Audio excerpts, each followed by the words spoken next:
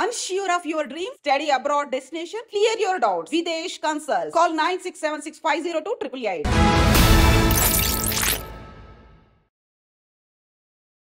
అందరికీ నమస్కారం. నేను Swaroopa Putlapalli. Welcome to trending topic. America వెళ్లే వారి కళ గ్రీన్ కార్డ్ సాధించడం. గ్రీన్ కార్డ్ వచ్చిందంటే అమెరికా పౌరసత్వం వచ్చినట్టే. డొనాల్డ్ ట్రంప్ బాధ్యతలు చేపట్టిన తర్వాత విదేశీయులకి చుక్కలు చూపిస్తున్నారు. America vice president JD Vance ఈ గ్రీన్ కార్డ్ కి సంబంధించి చేసిన వ్యాఖ్యలు ఇప్పుడు చర్చనీయాంశంగా మారాయి. గ్రీన్ కార్డ్ ఉందంటే ఇక శాశ్వతంగా అమెరికాలో ఉండొచ్చు అనుకోవడం, ఆ అభిప్రాయాన్ని మార్చుకోవాల్సిందే అన్నట్టుగా ఆయన వ్యాఖ్యానించారు. ప్రస్తుతం నాతో పాటు global Telangana association founder and chairman Vishweshwar Reddy గారు ఉన్నారు. ఆయనతో మాట్లాడదాం. సార్ నమస్తే. నమస్కారం. ముందుగా గ్రీన్ కార్డ్ అంటే ఏంటి, విదేశీయులకి గ్రీన్ కార్డ్ ఎప్పుడు వస్తుందో చెప్పండి. ఓకే, టిపికల్గా immigrant countries world wide any immigrant కంట్రీలో ప్రొసీజరల్గా ఉంటాయి.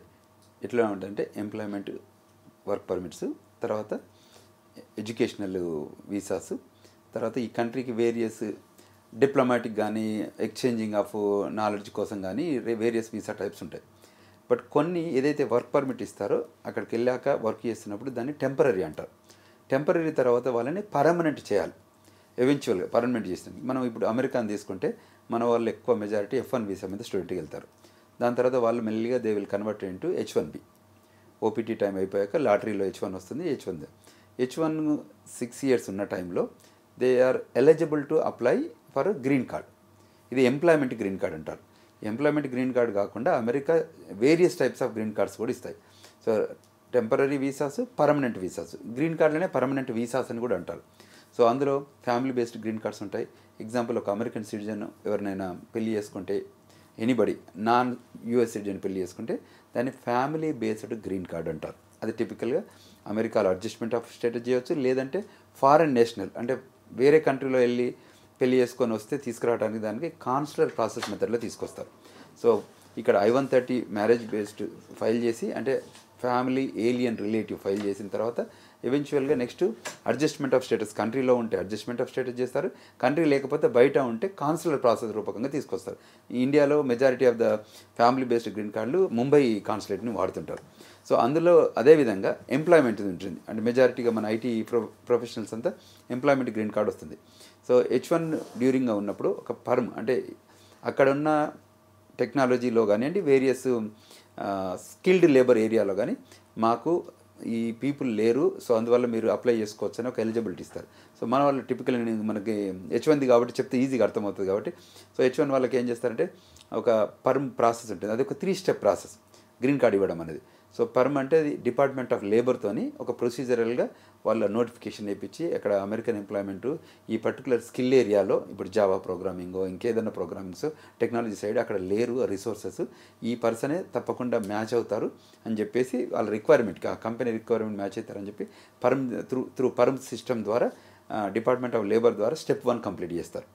నెక్స్ట్ వచ్చేసి స్టెప్ 2లో I-140 అంటారు. అంటే ఇదేంటంటే USCIS, ఇది డిపార్ట్మెంట్ ఆఫ్ లేబర్ అయితే అది డిపార్ట్మెంట్ ఆఫ్ స్టేట్ నుంచి వచ్చిన USCIS ద్వారా చేస్తారు. USCISలో ఏం చెప్తారంటే ఆ 140లో ఈ permanent ఎంప్లాయ్మెంట్కి there రెసిడెన్షిప్ can be permanently give them అని పెడతారు. 140 అప్రూవ్ అయ్యాక adjustment of status with in the country 485 రూపకంగా చేస్తారు. ఇవన్నీ యూజువల్గా ఫామ్స్ అన్నట్టు. I-140 is a from, 485 form. పర్మ్ అనేది అయితే department of labour process. So ఇది ఎంప్లాయ్మెంట్ సైడ్ ప్రొసీజర్. సో ఇందులో ఇష్యూస్ ఉంటాయి, దాన్ని మళ్ళీ అడ్రస్ చేస్తుంటాము. అయితే ఇది టెక్నాలజీకే కాకుండా, సివిల్కే కాకుండా, డాక్టర్స్కే కాకుండా వేరియస్ పీపుల్కి ఇది ఉంటుంది. ఇది కాకుండా డైవర్సిటీ వీసాస్ అని ఉంటాయి. డైవర్సిటీ వీసాస్ కూడా వరల్డ్ వైడ్ సమ్ కంట్రీస్కి వాళ్ళకి లెస్ ప్రజెన్స్ ఉన్న కంట్రీస్, అమెరికాలో ఇప్పుడు ఇండియా, చైనా, మెక్సికో వాళ్ళకి ఉండవు. ఎందుకంటే because they are already there in various visas, various green card types. వీళ్ళకి డిలే ఉంది. ఇప్పుడు గ్రీన్ కార్డులు ఇవ్వడానికి డిలే ప్రాసెస్లో మెజారిటీ ఆఫ్ ఇండియన్స్ కూడా డిలే ఉంది. తర్వాత ఇంకొక మెథడ్ ఏంటంటే EB-5 అని మీరు వినుంటారు. It is an investor based green cards. అది కూడా so a person who can invest in regional centre. అమెరికాలో ఎక్కడైతే 10 ఎంప్లాయ్మెంట్ క్రియేట్ చేస్తారో దాన్ని రీజనల్ సెంటర్ అంటారు.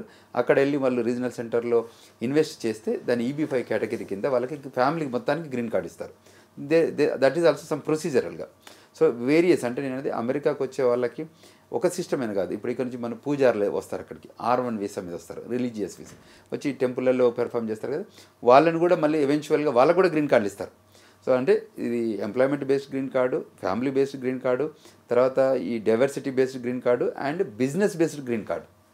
ఇప్పుడు ఇన్ని టైప్స్ ఆఫ్ గ్రీన్ కార్డ్స్ ఉన్నాయి. ఇంకా వేరియస్ ఏరియాస్లలో కూడా ఎక్కడెక్కడైతే పాసిబిలిటీ ఉందో అక్కడ గ్రీన్ కార్డులు వస్తాయి. వచ్చిన గ్రీన్ కార్డ్స్కి పర్మనెంట్ రెసిడెంట్ అంటారు. Once they get the green card, అప్పటి నుండి వాళ్ళది టెంపరీ నుంచి దే బికమ్ పర్మనెంట్.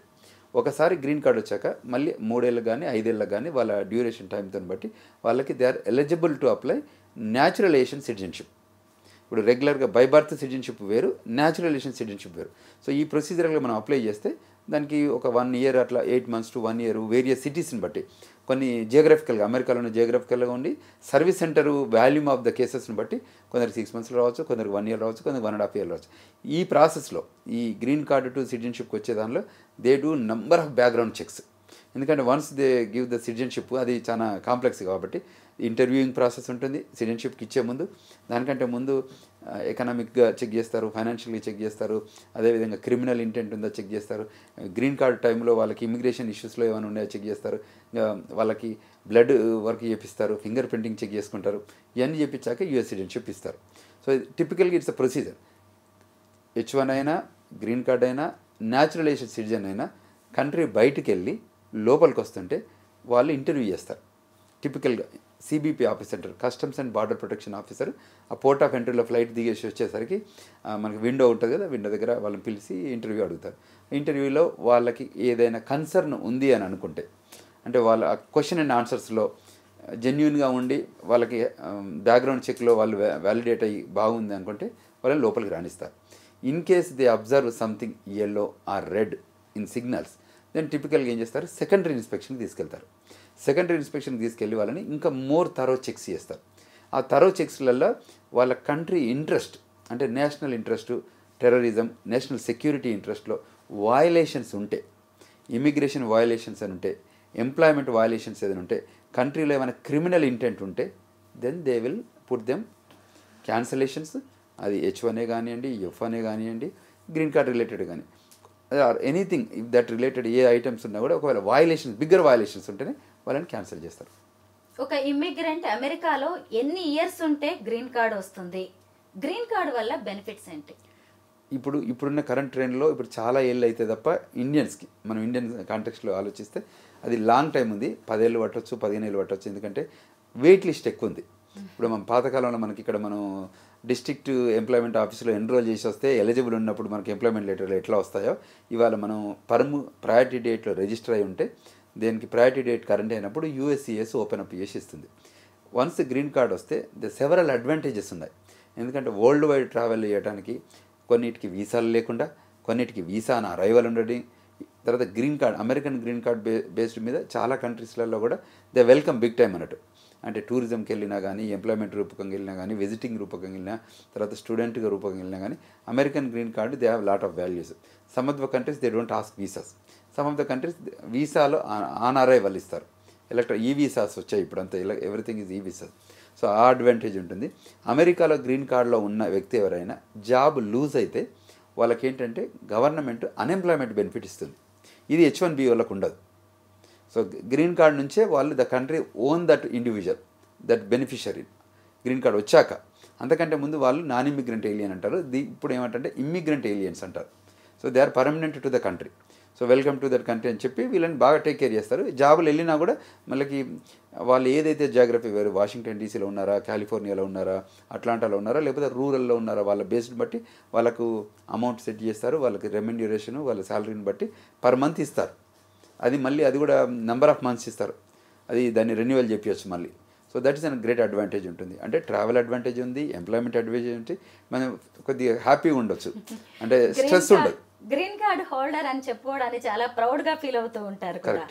అయితే ఎలాంటి కండిషన్స్లో గ్రీన్ కార్డ్ని క్యాన్సిల్ చేసే ఛాన్స్ ఉంటుంది? ఇప్పుడు ఇంకొకటి, గ్రీన్ కార్డ్ వచ్చాక వాళ్ళు 6 months ఆ కంట్రీలో నివసించాలి. తర్వాత ట్యాక్సెస్ ఫైల్ చేయాలి. ఈ 6 months కాకుండా వాళ్ళు కంట్రీ బయటికి వెళ్తే, ఫారెన్ కంట్రీలో ఉంటే దానికి ఏంటంటే పర్ యానం రెసిడెన్సీ లిమిట్ అంటారు అన్నట్టు.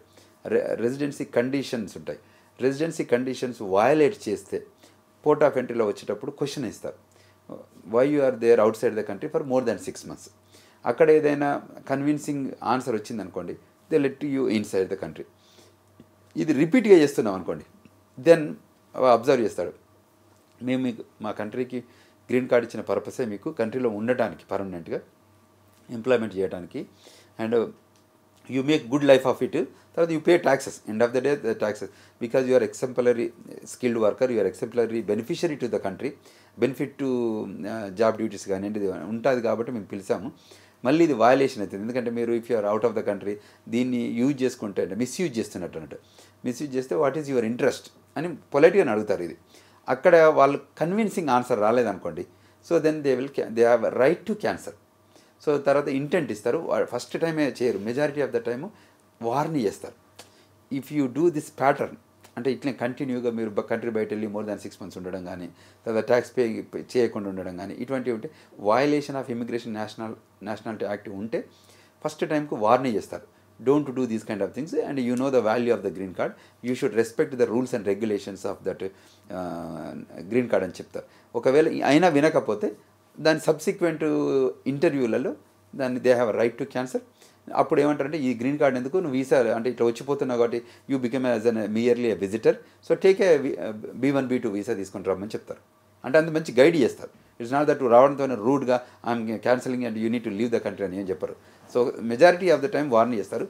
ఇంకా ఎక్సెప్షనల్గా వాళ్ళకి అక్కడ వయలేషన్ ఉండి ఇప్పుడు ఫారిన్ కంట్రీకి వెళ్ళి టెర్రరిస్ట్ ట్రైనింగ్ తీసుకొని వస్తుండ్రో, లేకపోతే కంట్రీ సెక్యూరిటీ ఇంట్రెస్ట్కు అగనిస్ట్గా ఫారిన్ కంట్రీలో వర్క్ చేసేయడం కానీ, లేకపోతే హోమ్ ల్యాండ్లో కూడా చేయడం కానీ, that's the reason the department of homeland security వచ్చింది అమెరికాలో, because of all the violations happening related to the national security.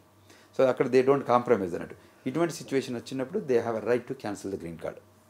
Green card ఉంది అంటే చాలు హాయిగా లైఫ్ లాంగ్ అమెరికాలో ఉండొచ్చు అని గుండెల మీద చేసుకొని హాయిగా ఉంటూ ఉంటారు చాలా మంది. కానీ ఈ మధ్య America vice president JD Vance చేసిన కామెంట్స్ మీరు చూసి ఉండొచ్చు. అయితే ఆ గ్రీన్ కార్డ్ వచ్చిందంటే ఇక మీదట శాశ్వతంగా అమెరికాలోనే ఉండొచ్చు అనుకోకండి అని ఆయన చెప్పడం వెనక ఉన్న ఉద్దేశం ఏంటి అంటే, టిపికల్గా వాళ్ళు ఏంటంటే ముందు ఇన్ఫర్మేషన్ ఇస్తారు, తర్వాత వార్ని చేస్తారు, తర్వాత సీరియస్ ఎగ్జిక్యూట్ చేస్తారు. మొత్తానికి ఏదో సీరియస్గా జరగబోతోంది. అండర్ కవర్లో ఎప్పుడు కంట్రీ సేఫ్టీ సెక్యూరిటీ అనేది ఇంపార్టెంట్. ఆ కంట్రీకి వయలేషన్ చేసే వాళ్ళను 100% వాళ్ళు టాలరేషన్ ఉండదు. ది టాలరెన్స్, జీరో టాలరెన్స్ అంటారు చూడండి, దే విల్ 100% ఎగ్జిక్యూట్. సో దానికంటే ముందు is giving signals, you treat this as a signal, అంతే కదా. ఈ సిగ్నల్స్ బేస్డ్ మీద వాళ్ళను చేయవచ్చు అనేది. So if you understand the signals, కనుసూపులతోనే అర్థం చేసుకుంటే ఎగ్జిక్యూషన్ ఉండదు. సో బేసికల్గా green card has the value, so respect that value. As long you respect the value, I don't think it's a big issue. But if you don't respect the value, then there is an issue always existing, మీ పక్కనే ఉన్నదని చెప్పడం.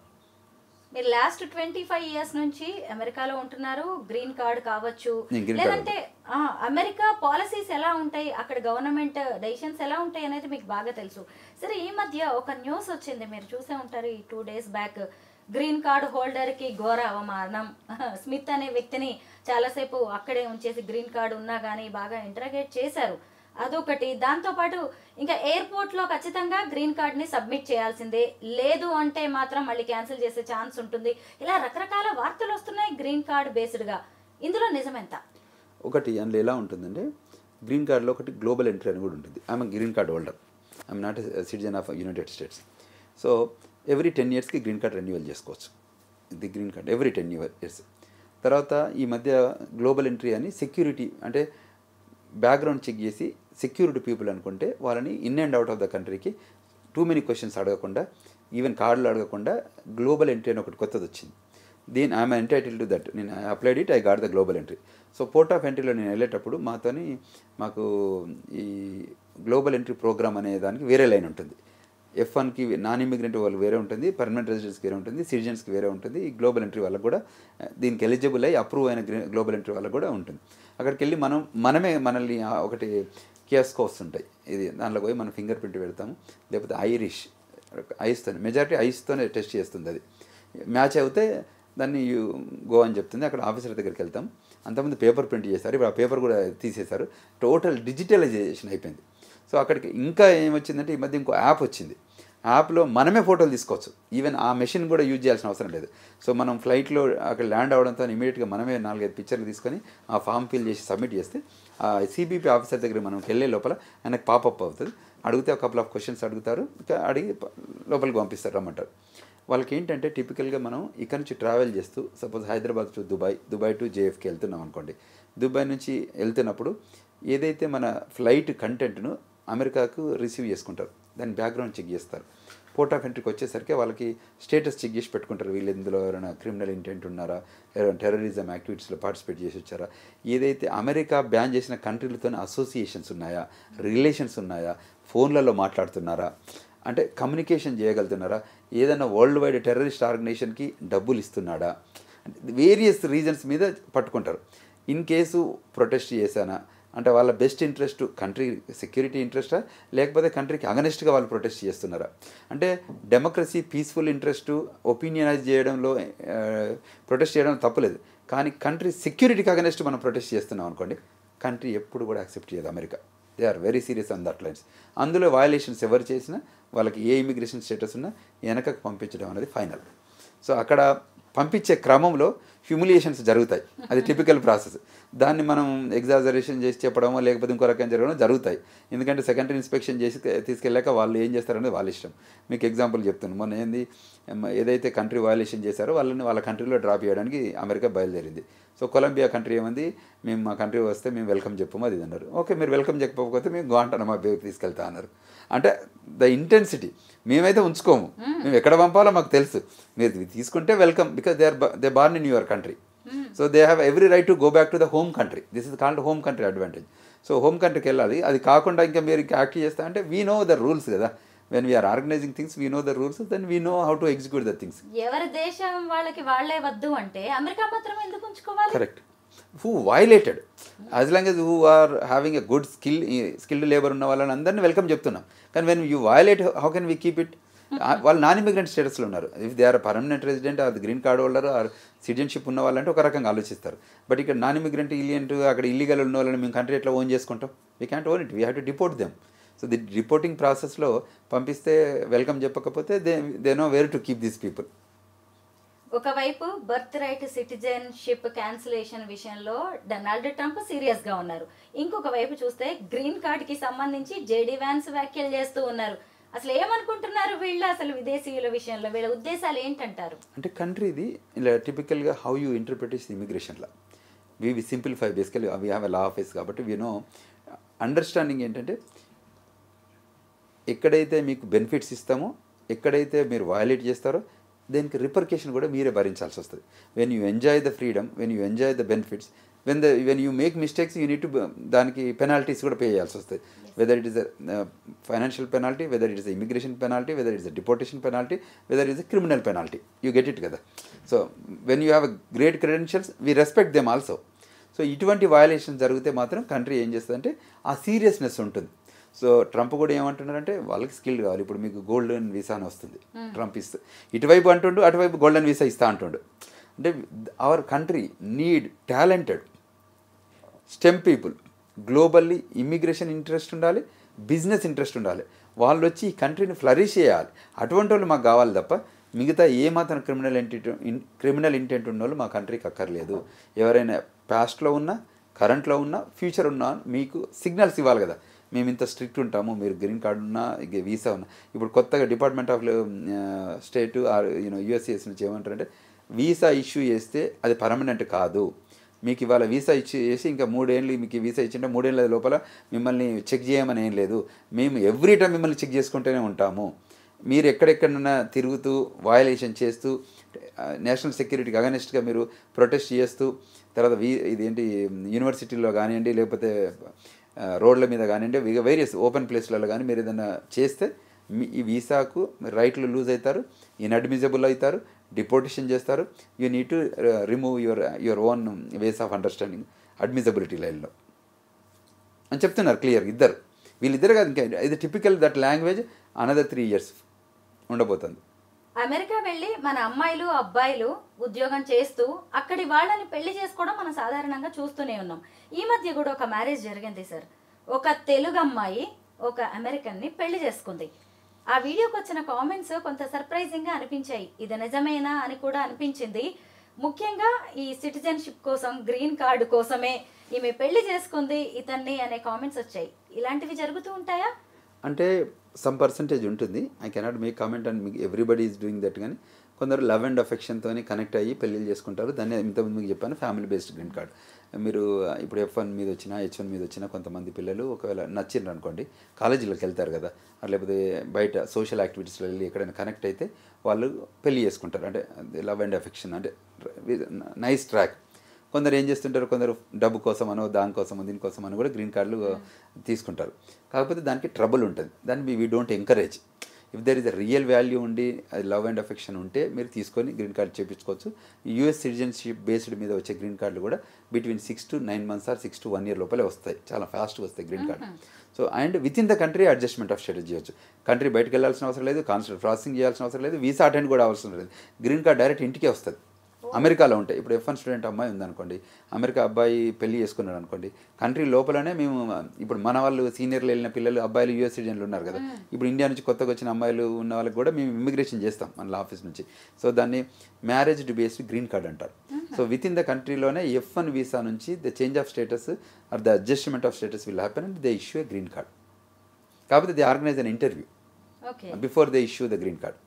అంటే మంత్స్లోనే వచ్చేస్తుంది. 6 months to 1 year లోపలనే వచ్చేస్తుంది green card with in the country. They don't have to leave the country. అంటే ఈ కామెంట్స్ లో నిజం లేదు అనుకోవడానికి కూడా లేదు. చేయొచ్చు, అట్లా కూడా జరుగుతాయి. నేను అనేది అది జరగట్లేదు చేయట్లేదు అనలేము. మన వాళ్ళు అడ్వాంటేజ్ ఇప్పుడు మన స్టూడెంట్స్ అంతా ఏం పని చేశారో అందరం చూసాం కదా. సో ఇవన్నీ చూసాక ఇవి చేయరని మేమేం అనుకోవట్లేదు, చేస్తారు. కానీ యుఎస్సిఎస్ గమనించి చేస్తే they have every right to cancel that green card. ఇప్పుడు మీరు చెప్పిన green card they have every right. వయలేషన్స్లో ఇవి ఉంది, వాళ్ళు మనీ కోసమో ఇంకా ఇమిగ్రేషన్ ఇంటెంట్ బెనిఫిట్ కోసమో వీళ్ళు గ్రీన్ కార్డ్ తెచ్చుకున్నారు, అప్లై చేశారని తెలిస్తే ఇప్పుడు కాదు 10 ఏళ్ల తర్వాత కూడా క్యాన్సిల్ చేస్తారు. మన రీసెంట్గా ఒక అబ్బాయి 15 ఏళ్ల నుంచి అమెరికాలో ఉంటున్నాడు, స్టూడెంట్ వచ్చాడు. స్టూడెంట్ కాదు, ఇప్పుడు H1B మీద ఉన్నారు. వచ్చాక అంత బాగానే జరుగుతుంది, అంత బాగానే ఉన్నాడు. He's involved in to a company registration. అంటే ఆ కంపెనీకి పనిచేస్తున్నాడు ఆఫ్లైన్లో. H1B ఒక కంపెనీ ఉంది, ఇంకో కంపెనీకి పనిచేస్తున్నాడు. సో అది కంట్రీ లోపలికి ఎంటర్ అయ్యేటప్పుడు సెకండరీ ఇన్స్పెక్షన్కి తీసుకెళ్లారు. ఫోన్ తీసుకొని డౌన్లోడ్ చేశారు. డౌన్లోడ్ చేస్తే ఈయనకి ఆ కంపెనీకి లింక్స్ తెలిసాక టెస్ట్ చేస్తే అందులో ఈయనకు లింక్స్ ఉన్నాయి. So being an H1 holder నువ్వు ఆ సేమ్ కంపెనీకి నువ్వు పనిచేయొద్దని చెప్పేసి 15 years తర్వాత వాళ్ళ వైఫ్ ప్రెగ్నెంట్ ఉంటే అమెరికాలో దాన్ని క్యాన్సిల్ చేసి పంపించేశారు ఇండియాకి. డిపోర్టెడ్. ఇలా కూడా జరుగుతున్నాయి, చాలా జరుగుతుంది. ఏదైనా రూల్స్ ప్రకారం ఉండాలి అంతే. అంతే స్ట్రేట్గా ప్రతిదానికి ఒక ప్రొసీజర్ ఉందండి. Step 1, Step 2, Step 3 మీరు ఫాలో అయితే ఈ ప్రొసీజర్గా you are good. If you violate this thing you are done. Violate చేశాక ఇవాళ వయలేట్ చేసినా 10 yearsకి వయలేట్ చేసినా అంటే పాస్ట్ 10 years బ్యాక్ వయలేట్ చేసినా పోర్ట్ ఆఫ్, ఎందుకంటే కంట్రీ ఇన్ అండ్ అవుట్ వద్దంటే ఆ గేట్ వే ఉంటుంది కదా, అక్కడ స్క్రీనింగ్ జరుగుతూనే ఉంటుంది ఎప్పుడు. సో ఎక్కడ మిస్టేక్స్ అయినా అక్కడ కనబడుతుంది. ఈ అన్ని చెక్లు చేస్తారు ఎక్కడైతే ఉంటే, ఎందుకంటే ఆ కంట్రీ సెక్యూర్ కంట్రీ ఉంచుకోవాలి కదా. లోపలికి వచ్చి టెర్రరిజం చేస్తా అంటే వెల్కమ్. ఎందుకంటే ఎప్పుడైతే September 11, 2001లో జరిగిందో దాని తర్వాత వాళ్ళు చాలా ప్రికాషన్స్ తీసుకున్నారు, మెజర్మెంట్స్ తీసుకున్నారు. సో ఇక్కడ గ్యాప్ వచ్చినా కూడా వాళ్ళని చేయాలనేదే ఉద్దేశంతోనే జరుగుతుంది. సార్ ఇక్కడ మన దేశంలో మన సామాజిక వర్గంలో పెద్దలు కుదిర్చిన పెళ్లి, కట్న కానుకలు ఇచ్చి ఎంతో గ్రాండ్గా చేసిన పెళ్లిళ్ళకే గ్యారంటీ ఉండట్లేదు. అలాంటిది మన వాళ్ళు వెళ్ళి అమెరికన్స్ని పెళ్లి చేసుకుని ఆ తర్వాత మీరన్నట్టుగా 6 నెలల్లో గ్రీన్ కార్డ్ వచ్చి ఆ తర్వాత వాళ్ళిద్దరి మధ్య ఏదైనా గొడవలో ఏదో జరిగి విడిపోవాల్సిన పరిస్థితి వస్తే ఆ గ్రీన్ కార్డ్ సంగతి ఏంటి? Good question, actually the best question you asked. హిస్టారికల్గా ఇవి జరుగుతున్నాయి, ఇది నాట్ న్యూ. మీరు ఇవాళ చెప్పింది లాస్ట్ 27 years నుంచి కూడా we witnessed number of green cards, family based green cards వచ్చాయి. గ్రీన్ కార్డ్ పెండింగ్ స్టేటస్లో ఉన్నప్పుడు ఒక రకమైన జడ్జిమెంట్ వస్తుంది. గ్రీన్ కార్డ్ కంప్లీట్ వచ్చాక అంటే ఫుల్ ఫ్లెడ్జ్డ్ గ్రీన్ కార్డ్ వచ్చింది అనుకోండి, మ్యారేజ్ అయ్యాక ఆ బేస్డ్ మీద, అప్పుడు డివోర్స్ అయినా కూడా వీళ్ళ గ్రీన్ కార్డ్ వెనకకి తీసుకోరు. Green card they have entitlement. Green card filing స్టేటస్లో ఏదైనా గ్యాప్ వస్తే అప్పుడు they lose that green card. ఎందుకంటే వాళ్ళ ఇంటెన్షన్ ఇది ఫ్యామిలీ బేస్డ్ గ్రీన్ కార్డ్ కాబట్టి ఫ్యామిలీ కలిసి ఉండాలని కోరుకుంటారు. ఏది ప్రాసెస్లో at least during the process, in case ఆ ప్రాసెస్లో ఏదైనా మిస్టేక్స్ జరిగి ఏదైనా ఇష్యూస్ వచ్చి ఏదైనా రకరకాలు అయితే then they have an option to cancel. Some times unintentional or intentional కొన్ని సంఘటనలు జరుగుతాయి కదా. అందులో ఒకసారి మేము ఒక case we dealt with it. అబ్బాయి చనిపోయాడు, బైక్ రైడ్లో. This is happened in 2011 some time, 11 or 12 time, 11లో 2010 to 11 మధ్యలో. సో పెళ్ళయింది, ఆ అమ్మాయిది అడ్జస్ట్మెంట్ ఆఫ్ స్టడీస్ ఫైల్ చేశాక అబ్బాయి చనిపోతే దానికి మళ్ళీ we fought with USCIS and we make sure, because it's pending, it's not completely approved. We work with the government and that lady we make sure she get the green card and she achieved it. ఆమె green card వచ్చింది. పిల్లల సంగతి ఏంటి sir? పిల్లలు పుడతారు కదా, పుడితే ఇప్పుడు ఇంకా బర్త్ రైట్ సిటిజన్షిప్ ఉంది కదా, దే బార్న్ ఇన్ US కాబట్టి right now as we speak they have birth right citizenship. హిస్టారికల్గా కూడా ఉంది కాబట్టి they become an by birth citizen. Courts ఎలాగో ఇప్పుడు స్టే ఇచ్చాయి కాబట్టి, అయినా సరే అందరూ ఫారినర్స్ భయపడుతూనే ఉన్నారు. ఎందుకు భయపడుతున్నారంటే ఇప్పుడు కొత్త ఫార్ములా ఏంటంటే లోకల్ కోర్ట్స్ స్టే ఇచ్చాయి. సో రేపు కొత్త పాలసీ ఏం రాబోతుందంటే లోకల్ కోర్ట్స్ ఇచ్చే జడ్జిమెంట్ మీద ఫెడరల్ గవర్నమెంట్ ఇన్ఫ్లుయెన్స్ కావద్దు అనేది కొత్త ఫార్ములా తీసుకొస్తున్నారు. ప్రెసిడెంట్గా నాకు అథారిటీ ఉంది, my interest is country interest, we're looking is a country national interest. మీరు లోకల్ మీ జడ్జిమెంట్ అంతా స్టేట్ స్పెసిఫిక్. సో అమెరికా ఎలా ఉంటుందంటే that is the United States of America, India is union states of India. సో అమెరికాలో స్టేట్స్కి ఎక్కువ power ఉంటుంది, ఇండియాలో ఫెడరల్కి ఎక్కువ పవర్ ఉంటుంది. ఇక్కడ ఈ ఇండియన్ కంట్రీలో ఫెడరల్ అంటే సెంట్రల్ గవర్నమెంట్కి ఎక్కువ పవర్ఫుల్ ఉంటుంది, స్టేట్కి తక్కువ ఉంటుంది. State list, federal list, concurrent list అని ఉంటుంది. అందులో మెజారిటీ కంట్రోల్ అంతా ఇండియాలో సెంట్రల్ గవర్నమెంట్ దగ్గర ఉంటుంది. వేరేజ్ అమెరికాలో ఎలా ఉంటుందంటే అన్ని కంట్రీల్లోకి ఒక్కొక్క కంట్రీలోకి స్టేట్లు యాడ్ అయ్యేటప్పుడే రూల్స్ పెట్టుకున్నారు వాళ్ళు. మా ఇష్టం వచ్చినట్టు మేము ఉంటా అంటేనే మీ కంట్రీలో జాయిన్ అవుతామని. అందుకోసం యునైటెడ్ స్టేట్స్ ఆఫ్ అమెరికా అంటారు. సో వాళ్ళు అప్పుడు ఏదైతే రూల్స్ పెట్టుకున్నారో ఆ రూల్స్కి బైండ్ అయి ఉంటేనే మేము అందులో ఉంటాం, లేకపోతే మేము వినాం మీకు అని చెప్పి ఒక ఫార్ములా ఉందన్నట్టు. సో అందులో ఉన్న దానిలో ఏదైనా ఇష్యూస్ ఉంటే వీళ్ళు అడ్రస్ చేస్తారు, state specific laws. But immigration law is federal law. So మీరు ఫెడరల్ లా దానిలో మీరు స్టేట్ వాళ్ళు ఇన్వాల్వ్ అయితే ఎలా ఉంటుంది, అది కరెక్ట్ కాదు కదా అని చెప్పేసి ఇప్పుడు మనకు వైట్ హౌస్ వాళ్ళు కానీ లేకపోతే ఫెడరల్ డిపార్ట్మెంట్స్ కానీ మాట్లాడుతున్నాయి. మీరు స్టేట్ ఆబ్జెక్ట్ చేస్తే మేము ఫెడరల్ డెసిషన్ ఎట్లా ఆపుతాం? బికాజ్ ఇప్పుడు family law, real estate law, taxations, కొన్ని ఇన్కార్పొరేషన్ లా, ఇవన్నీ ఏంటంటే state specific laws. Immigration law is the federal law. American టెరిటరీలో ఉన్న 50 రాష్ట్రాలు లేకపోతే అమెరికన్ టెరిటరీ అవుట్ సైడ్ యూఎస్లో ఉన్న టెరిటరీస్ కొన్ని ఉన్నాయి, గ్వాము, ఇటువంటి పోర్టరికో, వంటివి ఉంటాయి కదా. సో అటువంటి వాటిలలో ఉన్న వాళ్ళకు కూడా ఈ ఇమిగ్రేషన్ లా అప్లై అవుతుంది. Thank you so much sir. Green కార్డ్కి సంబంధించి ఉన్న డౌట్స్ అన్నిటికీ చాలా మంచి క్లారిఫికేషన్ ఇచ్చారు. Thank you so much. నమస్కారం.